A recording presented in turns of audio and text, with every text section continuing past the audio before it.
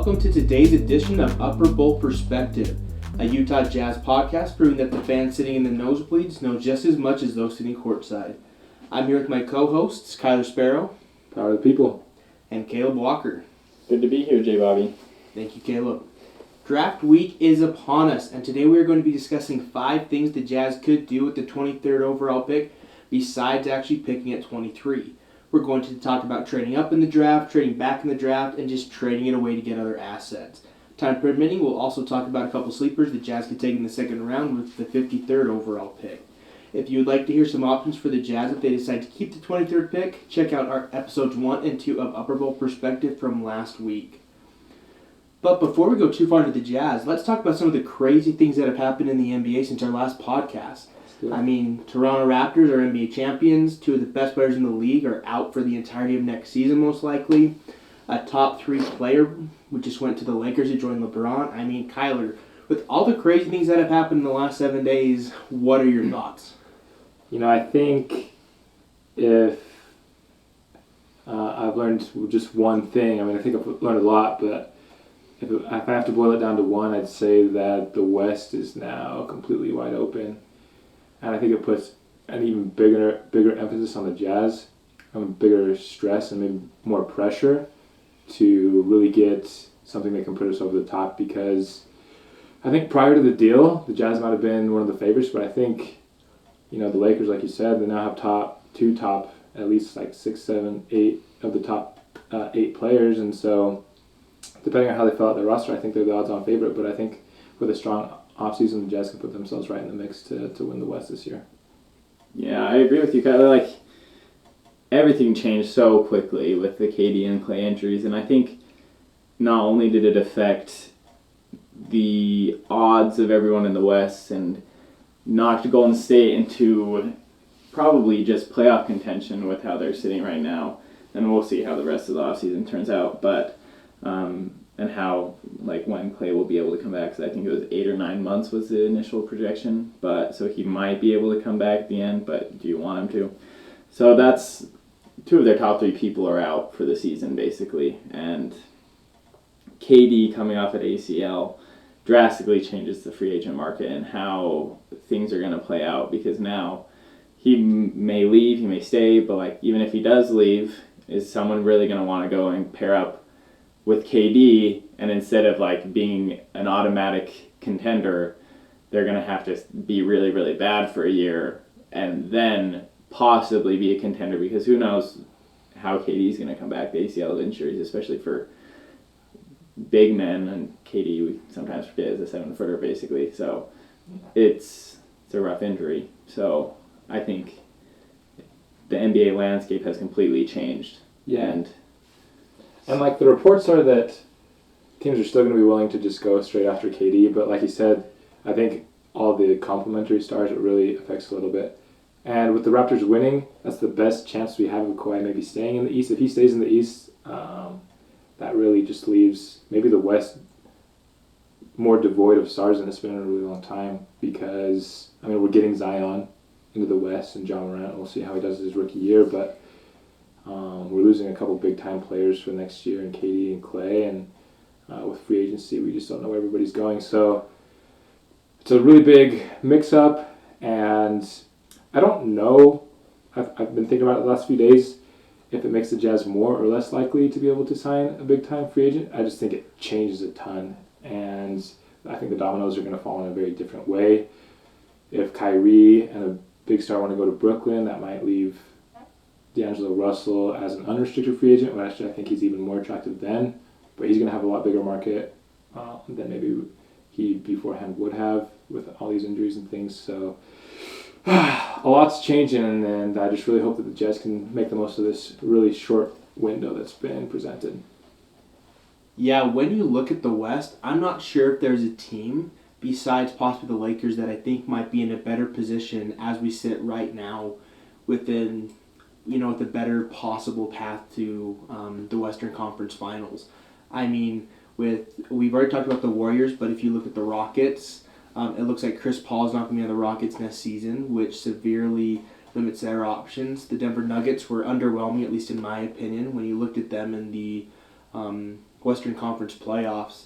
So if the Jazz, if they can get somebody else on their team and they can improve their roster a little bit more, I think how Kyler said it was just perfect, that the door is wide open for things to really be different in the West, because over the past 5 years, not a whole lot has changed in regards to the rankings in the West. There's been some changes, but nothing too significant. But at this point, it's just going to be a complete mix-up on what's going to happen. So I'm excited to see where it goes. Yeah, you really just hope we can get A, that third star, and then B, a really smart use of that mid-level exception to make us even a little bit deeper. And if we can do that, I think we can do some serious damage this year, which is why I think we have this idea for the podcast to do something a little bit more aggressive with that 23rd pick that can better set us up to take advantage of this window. Yeah, because we're not looking for another Tony Bradley, another Grayson Allen, another developmental piece, which honestly, once you get outside the lottery in most drafts, that's what you're getting with the 20th pick, or in a pick in the 20s. Right. And so it's not necessarily in the best interest for our window right now to have that developmental piece if we can go and get another star, especially a younger star like D'Lo. So I think it would be smart for the Jazz to explore those options. Yeah. And I think we're going to get a lot of talk this week. I mean, the draft is upon us. It's this week, and the Jazz have the 23rd overall pick and the 53rd overall pick. And that's completely what we're devoting our podcast to today, is the draft, and specifically what the Jazz can do with that 23rd pick to try to find somebody who's not going to be, as Caleb was saying, a Tony Bradley or a Grayson Allen, but somebody who we can have start making an impact immediately while the window is wide open. So first, let's talk a little bit more about Mike Conley. I know he's been in a lot of trade rumors. The Jazz tried to get him before the trade deadline last season, and he would definitely fit the bill of a third star. Kyler, what do you think that trade kind of looks like, and how do you think that would impact the Jazz? So, first of all, I'd just like to say that I think this is probably the most likely thing, other than picking at 23, that the Jazz end up doing with his 23rd pick. Just the rumors are everywhere, and I really think Mike Conley would be willing to come and play for the Jazz, just because I think he wants to contend, right? And this year, I think the Jazz with Mike Conley can do that. We're definitely going to have to give up our 23rd pick, probably a future lottery protected, and they really liked Dante Exum last year at the trade deadline. Dante was the reason it didn't get done at that deadline, because the Jazz weren't willing to do it. Are they willing to do it this year? I don't know. Caleb, are you willing to give up Dante this year? I think I'm the only one in this room who's still on Dante Island. I am hesitant too, not gonna lie. And he's had injuries, history. Some of those have been maybe because he's fragile. Some have been flukes because around in Phoenix, some guy jumps on top of him and squishes him. But I think I don't love the idea of trading Dante Exum right now. We haven't even seen what he could be. He was an incredible defender, locked it down James Harden 2 seasons ago in the playoffs. He still has incredible length, incredible speed, one of the fastest first steps in the league. And when you look at him, like, you see why he was a 20 or a 5th pick in the draft and why the Jazz have held on to him, offered him the extension even though he's been hardly played. And I think if he can just be healthy for a season, which I think is very plausible after this full off season of being healthy and just having time to recover, that I think him and Donovan could be a great backcourt. If he can shoot a little bit better, that'd be great. But I don't love the idea of trading him yet. Yeah, I'll hold out for another year with my hopes. Yeah, I know Exum Island is still strong with a lot of Jazz fans, but I think if that's the thing that's going to land you, Conley or not, I think you do it just because I think the Jazz are in the mix for a lot of these free agents, but ending up being that the one team that they pick is going to be really hard. I think a lot of teams are going to listen to the Jazz, are going to want to at least see if the Jazz offer them a max, but are they going to accept it? No. And I think the Jazz aren't the only people that want Conley. I know that there's been a couple people out on the Suns camp that really would be totally willing to pay that 6th pick just to get a veteran point guard that's going to actually help the Suns start winning now. A lot of people are really sick of the Suns sucking and rebuilding. So I think the Jazz wait too long. The ideal for me is to wait and to see what happens in free agency and then have Mike Conley as your plan A backup. But I just don't know if another team's going to be able to pounce in that window if the Jazz just say, hold on for a second. And I think it will take Dante in order to get the deal done this week. And I mean, Dante, we're paying him $9.6 million a year next year. I mean, to make a deal happen for one of these guys who's on like a max contract or close to a max contract, Dante's probably going to have to be in a mix just to make the money work. And I've been really torn about this because I think he's definitely an asset that's valuable. I still think he could be really good. I think he has a lot of good stuff about him. But I think the time for the Jazz to win, it's not 2 years from now. I think the opportunity is now. This is the best chance the Jazz have had in a decade to actually win in the West and to make it to the NBA Finals. And there's going to have to be some sacrifices in order to make that happen. And I think Dante is one of those pieces that is going to have to be sacrificed if the Jazz are going to really try to be a title contender this year. Yeah, just one last note on that. For those that are on Exum Island, the Jazz would technically have this cap space if they announce all their free agents, if they waive Kyle Korver, and if they do not guarantee Derek Favors, they would be able to do it just for picks. So if the Memphis Grizzlies are willing to do it with whoever we draft at 23 and a future first-round pick after the league year starts, then we theoretically could get a deal done without having to include Dante Exum. It'll just be interesting to see if that's the best offer the Grizzlies get for Mike.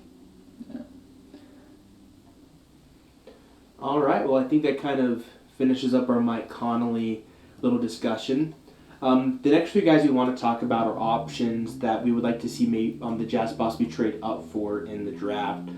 Guys that we think that aren't going to be available at 23 but could start making an immediate positive impact on the Jazz roster this season to kind of help them pursue the Western Conference Finals.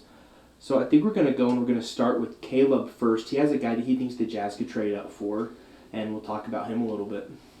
Okay, so we've heard about him a little bit in the last couple, well, I guess in the first episode that we did. But I'm going to talk about Nickeil Alexander-Walker again, just because we initially made the list of people that we were going to exclude from our draft prospects discussion. Nickeil Alexander-Walker didn't get excluded, but after more research, I feel like he should have. And I feel like there is little to no chance that he stays falls in the draft far enough for the Jazz to pick him up. So I think if he falls into the later teens with some earlier teams taking a little bit risk and dropping a little for people that they like a little better, I think if he falls into the later teens that it would be a reasonable thing to trade up and get him. And also this may be obsolete if the Mike Conley deal goes through, because then we probably wouldn't be looking for another guard to come in unless we trade Grayson and Howell Neto doesn't come back. But if we're not looking for an upgrade at point guard anymore, then I'll take Mike Conley over Nickeil Alexander-Walker. So, but just like we talked about, I don't want to talk too much about him since hopefully you've listened to the first episodes, but he's a high IQ player and one of the better point guard and ball handlers in the draft. One thing I love is his size, and he just has the ability to play both positions in the guard spot. Really good pairing, I think, with Donovan, who also has that ability, and they can just both play on ball, play off ball, facilitate for each other. And while he's not the best off the dribble shooter, that's why we have Donovan. Nickeil Alexander-Walker could help facilitate, but then also be off ball for the catch and shoot, which he has good shooting numbers from.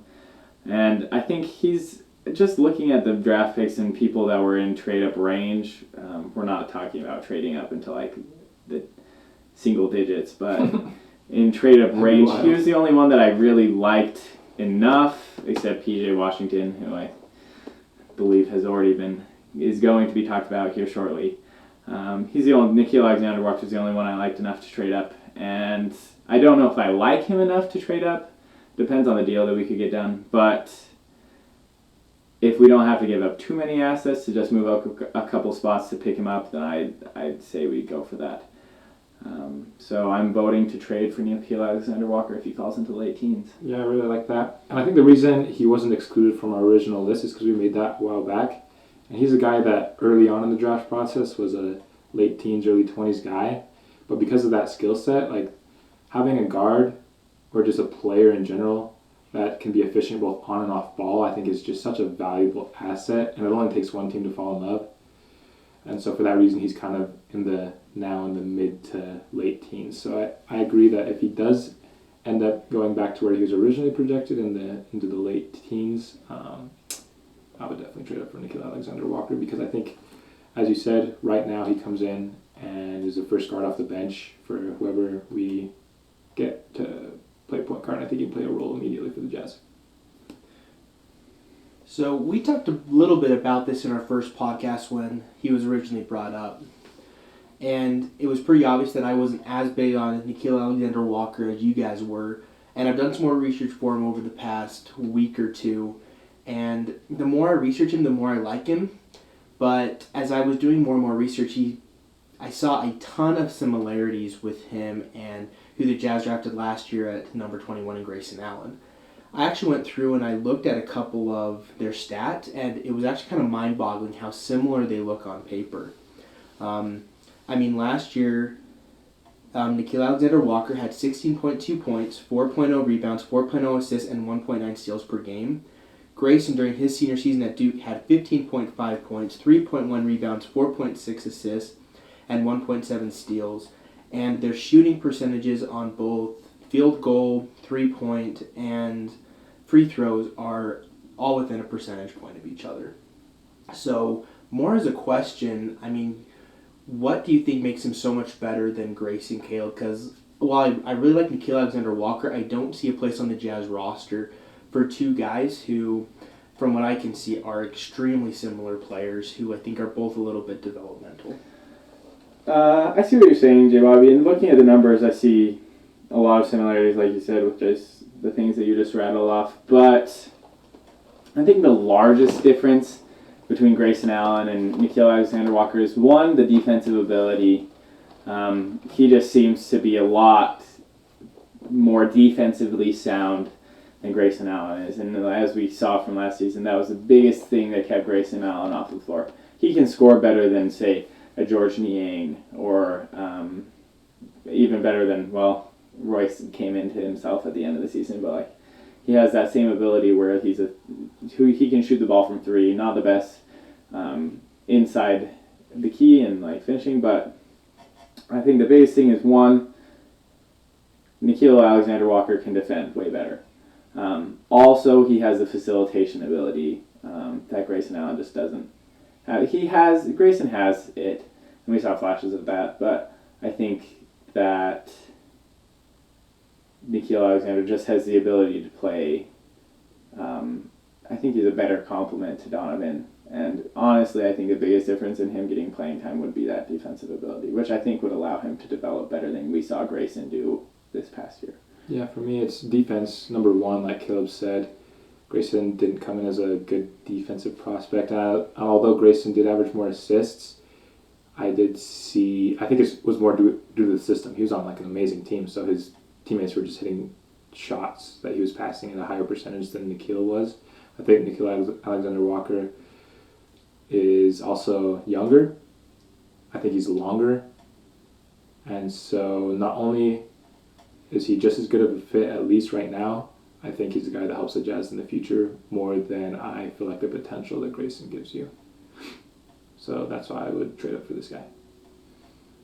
But I see your point. It is a valid point. It does offer a lot of similarities to Grayson, and he might diminish Grayson's potential role this next year, which some Jazz fans may not like, but I've never been high on Grayson, so I would like an upgrade over Grayson if I could get it.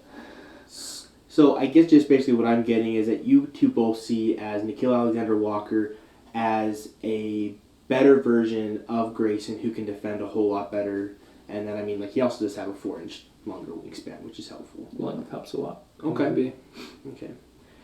I'm still not sure if I'm personally sold as he's a guy worth trading up for, but I am liking him more and more all the time, to the point that if he was drafted by the Jazz, I don't think I would cry. So I am warming up to him slowly, very, very slowly. All right. And then let's bust it over to Kyler, because Caleb mentioned that there's another guy that we've talked about a lot just hanging out, a guy that we think would be a really, really great option for the Jazz to trade up for, and that's P.J. Washington.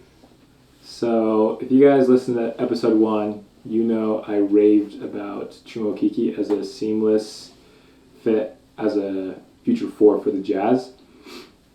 P.J. Washington is an even better fit, if that's possible, I think, for the Jazz at the 4, because of a little bit different skill set and the fact that he's not injured. I think he's the guy that can come in and have a role immediately, and in a year or two can end up being not like a high-end starter, but maybe like your 5th starter, but is a guy that can start for the Jazz. What separates him, he's not maybe as high a level of a shooter as in his confidence, but he's hit open threes at a really good rate at Kentucky. He's a lot better rebound. His frame is NBA ready right now. And because of that, I think he's the guy that's going to be able to take advantage of if another team's playing small ball and he's at the 4. I think he's going to be able to beat people in the post in that sense. He is a pretty good defender. I don't think he's as good of a defensive prospect as Chuma is necessarily, just because he's not quite as quick on the perimeter. But he's a bigger guy.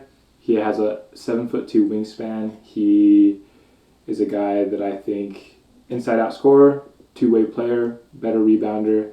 And I think if a team's going really small, I think he does have potential as a small ball 5 as well, just because he has an amazing frame for the game. And I just think, wow, he is exactly what you want in that 4/5 in today's NBA. And he's only 19 years old, who's played 2 years at Kentucky, which is one of the best NCAA organizations. And it's been cool to see how he's developed over the past 2 years playing for Kentucky. And I think I'm kind of in one of those situations where I can say really nothing else other than that. I agree with what Kyler has to say. I think he would be a great option. But how far do you think the Jazz would actually have to trade up to get him? Because I've seen mock drafts have him as high as like number 12 on NBA.com's mock draft, as low as like 21. I think it was on ESPN. I think Sports Illustrated had him in the late teens. So where do you think we would actually have to trade up to get to him? Yeah, so he's a guy that if he goes in the upper end of his potential, we're just not going to go get him. He's number 9 on my big board, so he's a guy that obviously I think would even be worth trading up to 12, because I think that's where his value is. But like you said, there's a lot of places that have him lower. It's just because this is a really weird draft. Literally from like 10 to 20, you have no idea what's going to happen. So all these things that we're talking about are as if those guys are hitting the lower end of their range, you know. Because P.J. Washington, yeah, I can totally see him going to the Miami Heat at 13. I think he's a great fit for Miami. But I think as soon as he hits 16, if he's still on the board, you're calling every team from 16 on, trying to see if you can work out a deal to get him. Because I think post-lottery, that's a really good value. And he's, like you said, despite his youth, he's ready to come in and play this season. I think, and I've seen him falling some, and there was, for example, like the Locked On mock draft. He fell forever. Mm-hmm. And I kept He was expecting like him to get 23 or taken, and just in some of the more recent mock drafts where they do it more live and without as much preparation and looking at it, I just think some teams care more about other players and are sold a little bit more on other players and have fallen in love with these maybe potentially higher risk but higher reward players. So I think that he could fall far enough where it would be feasible that we could trade up and get him and not have to lose too much, and I would love that, because I think he's probably the person that I would trade up most to get, especially now with the rumors about Mike Conley and maybe not necessarily needing a point guard as bad. But I just love his touch. I love his finishing. He can shoot from outside. He's got size, and he would fill that spot we need in the stretch 4, and I really like the idea. Yeah, he's a guy, just like you said, I think he's just so solid that as soon as the late lottery, everybody's going to be like, oh, it's between this guy and him and this guy and him. But at the end of the day, every team's probably going to have somebody that they love that they're probably going to take above P.J. Washington, just because I don't know if anybody loves him. I think everybody likes him. And so I think that's the way that he falls, is if there's just somebody that everybody loves a little bit more than P.J. Perfect. I think for the sake of time, we're gonna speed our kind of speed our program up just a little bit, and we're gonna talk about what we have dubbed as the Wacko McCracko trade option on what the Jazz could possibly do with the 23rd pick, involving 3 different teams to really try to beef up our roster and become a super different team. I think it's something that nobody else has talked about, but it involves a lot of different trades. Kyle, did you want to talk about that? Yeah, so this is an idea that we kind of collaborated on, but we're not going to talk a ton about it just because I researched it a lot more today, and I just don't think it's quite as possible because I think the Magic are higher on this guy than I thought they were. But if they're not, we wanted an original idea, this Wacko McCracko deal that we made. We're going to try to use the 23rd pick, Dante, Grayson in the future first round and the future second round pick to go up and get Aaron Gordon of the Magic. Now, let me explain a little bit why we want to do this. Grayson and Dante make up about $12 million in salary this year. Aaron Gordon takes up about 21. So if we renounce everybody, waive Kyle Korver, and make this trade, the Jazz still have 25-ish in that range million cap space going in this free agency. And that gives you enough cap flexibility to try to go after D'Angelo Russell, and if not, offer Malcolm Brogdon offer that maybe the Bucks won't be able to match. That's a lot to be paying both Chris Middleton and then Malcolm Brogdon $25 million plus each, and Giannis. So just kind of test it, throw things out. It gives the Jazz a 4 that isn't a great shooter, but I think he could be an average shooter. He's never been on a really good team, so I think going to the Jazz could unlock him. It's a risk. It assumes that the Magic have that front court logjam, and they kind of want to give Jonathan Isaac a bigger role, and B, that they view Dante as an asset. I think they could because they've always valued length. Each year they just draft length and length and length, but they also need shooters, which is why we include Grayson. But this is just a really fun idea that would just shake up the Jazz roster a lot. Yeah, I think it's a fun idea, and I, like I said, Dante Island, but it would be fun. Because then we'd be starting, let's say we don't get D'Angelo Russell, which with the $25 million offer, I think is feasible. Like that's Especially probably around what he's getting, year, yep. what he'd be getting as a free agent. And especially like if Kyrie goes, I don't think the Nets are going to want to keep him around as like the secondary point guard and like a combo guard with Kyrie, right. Especially with Spencer Dinwiddie playing well for $25 million. So I think if you could have, let's say D'Angelo or Malcolm Brogdon, either one, Donovan, Joe Ingles, Aaron Gordon, Rudy Gobert.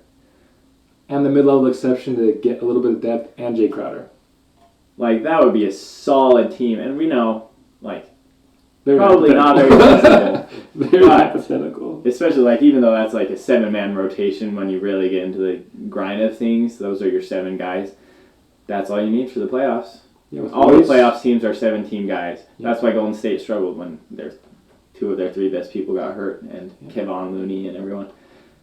It would be fun. Yeah, Royce, Jay, and I forgot even Royce. Mid-level exception. That's a solid 8-man team that I think can. Yeah, because you can use what is it, like $9 million for the mid-level? If we get a full mid-level exception, that's more than we're paying Jay Crowder. That's like a solid role player that you're getting.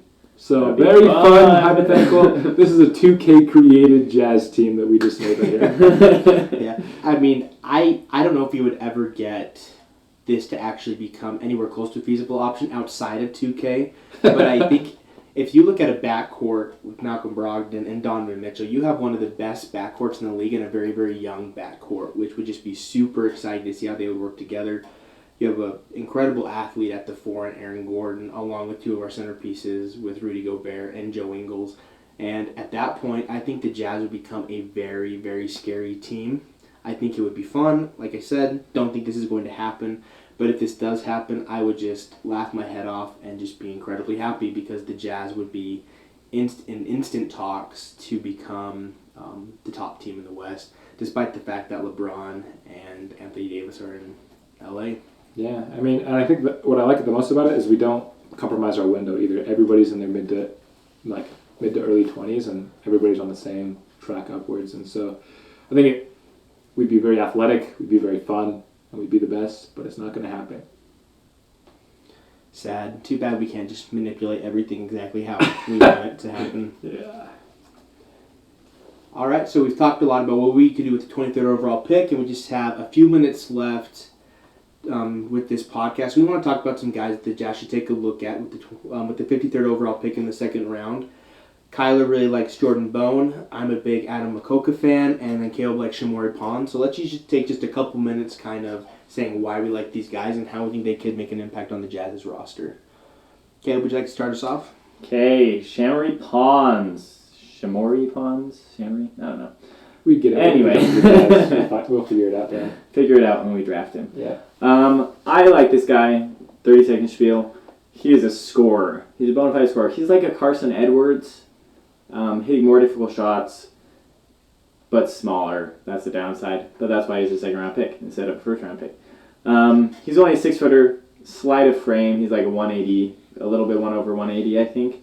So he's not going to be your like Fred VanVleet guy who's only 6 foot, but he's got like 220 on him and he can play defense on a couple positions. He's not going to be that guy, but that's not what we're drafting him for. With your second round picks, you can kind of take flyers on people, and this is one of the guys that I think could be like a poor man's Trae Young, where you have him to score and then you hide him on defense because he's not going to be able to play that good of defense. If he beefs up a little bit, adds a couple pounds, maybe you can have him just play against some of the smaller point guards. And most of the knocks on him are like shot selection, dribbling too much, kind of a black hole. He's not a black hole, but he was the guy, and so he played like the guy. And I think everything except his size, like a lot of the negatives except his size, can be fixed within the Jazz system and with the Jazz development team and just being a part of a good system. So I think take a flyer on him and see what happens because it's just a second-round pick. Yeah, I think he's a guy, like, it's very risky, but like you said, it's a second-round pick. It's a guy kind of like Isaiah Thomas where you just take a flyer on him and see if he works out. So maybe he'll score 30 points a game and net you Kyrie Irving in a trade. But my guy is Jordan Bone. The reason I like this guy a lot, again, like I said in our first pod, I watched a lot of Tennessee, and he's just a guy that I wasn't scouting, but he popped off the page. Just as a guy who can lead an offense, very fast, very athletic, one of the best athletes in the entire draft, and you can get one of those guys at 53. I think he can come in. He's a point guard. He's got good size for a point guard. He's still 6'3". He's got a solid frame. He's not a bad shooter. It's not a strength, but he's not a bad shooter, so I think he's a guy that you can come in, play the Howell Neto role where he only plays if there's an injury, but he's going to help increase the Jazz pace. I think he's a good decision maker and a good leader. Yeah, and then last year he was playing as kind of the third fiddle to Grant Williams and Admiral Schofield, so I don't know if he got the full option of what he could really do, but I think he's a guy who would be a steal at number 53, and he would definitely fill out a need as a backup guard. Yeah, I think that Andrew will unlock his game a lot more than the college game did. I'd agree. And my guy, Adam Okah, I'm also going with the guard. I think that the Jazz should take a look at him just for his upside. He actually is an international player, plays in France. He's 20 years old with a 6'5", height and a 6'10" wingspan, so he's got great size. He put up really, really solid numbers, one of the best players in the ABA. But he is incredibly raw. Like, the guy's a freak athlete. He's super, super fast. He's always, like, double-teamed because everybody knows that he is absolutely scary if he can drive to the rim. Basically, everything you can't teach, that size, defensive instinct, quickness, athleticism, he has all that. Everything you can teach, he kind of sucks at. He's a terrible shooter. He makes a lot of bad reads. His IQ isn't that great. But as a really, really raw piece, a guy who I think could really potentially turn out to be a very, very valuable role player in the future, if he gets some more training and can actually work on a shot, I think he'd be a guy who would be incredible off the bench for a future team. But that's not going to happen for at least a year or two. Yeah, he's a guy that I've scouted for approximately 0 minutes, so I'm going to trust your scouting report on him. Yeah, same. All right, well, I think that wraps up our show for today. Thank you for listening to Upper Bowl Perspective. After 3 episodes of discussing possibilities for the Jazz with the 23rd overall pick, I think we all are incredibly excited to see what is actually going to happen come draft night. And we think you are all too, and hopefully your family and friends are as well. So make sure to tell them about our podcast. They can listen to it anywhere, at home, at work, at the gym, or anywhere in between. I've been joined by my co-hosts, Kyler Sparrow. Power of the people. And Caleb Walker. Thanks for listening.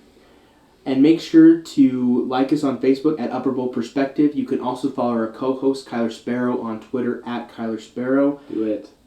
Yeah, do it. We need some more followers, guys. I have 0 tweets so far, but I'll get on that. He will get on it if he has some motivation to do so. That's true. That's all for today. Thank you for listening, and we will see you next time on Upper Bowl Perspective.